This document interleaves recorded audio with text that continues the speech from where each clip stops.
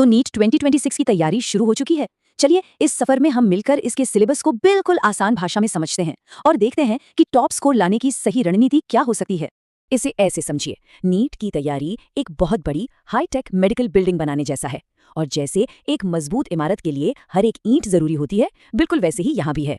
तो चलिए इस इमारत की नींव से शुरू करते हैं।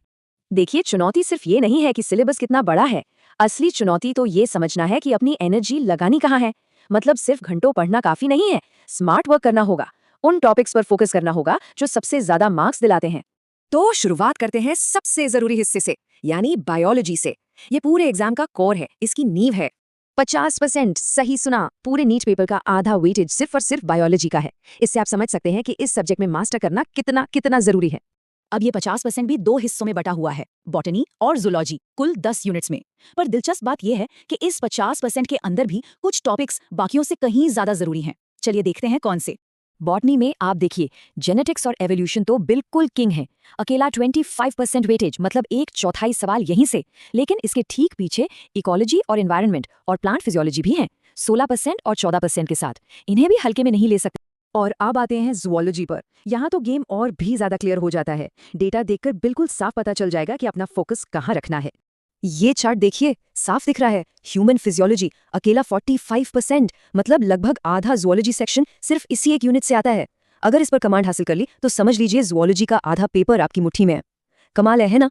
तो बायोलॉजी के लिए रणनीति एकदम क्रिस्टल क्लियर है। एनसीईआरटी, उसकी हर एक लाइन, हर एक डेफिनेशन, हर एक डायग्राम दिमाग में छप जाना चाहिए। खासकर सेल स्ट्रक्चर, ह्यूमन फिजियोलॉजी और प्लांट फिजियोलॉजी जैसे हाई वेटेज टॉपिक से शुरुआत करनी है। बस इतना कर लिया तो बायोलॉजी सॉर्टेड है। ओके, बायोलॉजी की बिल्डिंग का फाउंडेशन तो सेट हो गया। अब चलिए इसके ऊपर केमिस्ट्री की दीवारें खड़ी करते हैं। अब देखिए, जहां बायोलॉजी में कुछ टॉपिक्स का वेटेज बहुत ज्यादा था, केमिस्ट्री थोड़ी अलग है।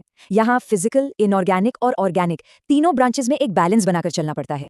हालांकि कुछ चैप्टर्स यहाँ भी ज्यादा जरूरी हैं, जैसे केमिकल बॉन्डिंग 8% के साथ टॉप पर है, लेकिन पी ब्लॉक एलिमेंट्स और एरोमेटिक कंपाउंड्स भी 6% के साथ पीछे नहीं है। इसका मतलब साफ है, यहाँ आपको काफी चैप्टर्स पर अच्छी पकड़ बनानी होगी। तो केमिस्ट्री में मास्टर करने का सीक्रेट क्या है? एक मजबूत फाउंडेशन। कॉन्सेप्ट्स को रटना नहीं है, उन्हें समझना है। खासकर एटॉमिक स्ट्रक्चर और केमिकल बॉन्डिंग जैसे चैप्टर्स को इतनी गहराई से पढ़िए कि बाकी के कॉन्सेप्ट्स आपस में जुड़ने लगे। केमिस्ट्री में सब कुछ इंटरकनेक्टेड है, बस वही कनेक्शन आपको पकड़ना है। तो फाउंडेशन बन गया, दीवारें खड़ी हो गईं। अब बारी है उस क्रिटिकल इंजीनियरिंग की, जो इस पूरी बिल्डिंग को जोड़कर रखेगी, यानी फिजिक्स। फिजिक्स का मामला थोड़ा अलग है। यहाँ दो चीजें एक साथ चलती हैं, एक कॉन्सेप्ट की डीप अंडरस्टैंडिंग और दूसरा उस कॉन्सेप्ट को न्यूमेरिकल्स में अप्लाई करने की क्षमता। यहाँ कॉन्सेप्चुअल क्लैरिटी और न्यूमेरिकल सॉल्विंग स्किल्स दोनों बराबर जरूरी हैं। और अगर हाई वेटेड चैप्टर्स की बात करें तो मैकेनिक्स और थर्मोडायनामिक्स काफी डोमिनेंट हैं। Laws of motion, thermodynamics, motion of system of particles, तीनों का वेटेज 7% है। इसके अलावा करंट इलेक्ट्रिसिटी और सेमीकंडक्टर इलेक्ट्रॉनिक्स भी स्कोर करने के लिए बहुत जरूरी हैं। तो फिजिक्स के लिए गोल्डन रूल क्या है? सिर्फ एक, प्रैक्टिस। यहाँ कॉन्सेप्ट समझना पहला स्टेप है, लेकिन असली काम उसके बाद शुरू होता है। जितने ज्यादा न्यूमेरिकल सॉल्व करेंगे उतनी ही पकड़ मजबूत होगी। तो बस फॉर्मूले के पीछे का लॉजिक समझो और प्रॉब्लम सॉल्विंग में लग जाओ।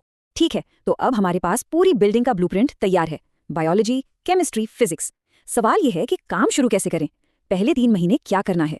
ये रहा आपका स्टार्टिंग प्लान पहले 3 महीनों के लिए। गोल नंबर 1, क्लास 11th का 70% सिलेबस कंप्लीट करना है। इसके साथ साथ क्लास 12 भी शुरू करना है। रोज 6 से 8 घंटे की फोकस स्टडी और हर टॉपिक के बाद एनसीईआरटी बेस्ड एमसीक्यूज की प्रैक्टिस। ये आदत डाल ली तो शुरुआत बहुत सॉलिड होगी।